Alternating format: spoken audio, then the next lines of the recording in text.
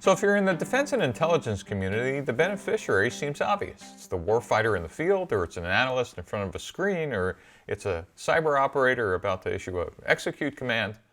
But it turns out that in the DoD and intelligence community, it's a lot more complicated than that.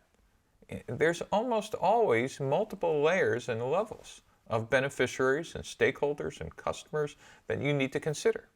So other beneficiaries might be the contracting officers, or the requirements writers, or the acquisition folks, or legal, or the people who read the analyst reports, or different levels in the chain of command. On day one, you're more than likely to start with the people you're most familiar with. But as you start talking to these people, you'll realize that they're connected to a much bigger ecosystem. During this process, you're going to have to discover who all they are, because you're also going to discover one other type of user that if you don't know about, your product is never going to be deployed, and that's what we call the saboteur.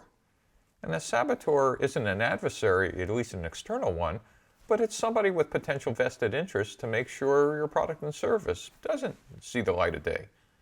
Is it because it disrupts analysts' work that they've been doing on a continuous basis for the last 15 years? Is it a warfighter who has been traditionally using weapon X or Y, and now you're going to automate that process with robotics or something else? Or is it a prime who has a multi-billion-dollar contract and you're now proposing a swarm of much cheaper products and services? So particularly in the DoD and IC, not only do you need to figure out the stakeholders and beneficiaries, but who are all the people who wouldn't want it? And your goal is not to steamroller them, but to figure out how to actually get them to appreciate what it is you're going to offer. So ultimately, how you deal with saboteurs depends on how large of an obstacle they are and how agile and adroit you are in actually making them partners rather than obstacles. One of the things we're going to do a bit later is to actually build something called the value proposition canvas for each beneficiary and stakeholder, actually describing what's the pain and gain that each one of those stakeholders and beneficiaries you've discovered actually have.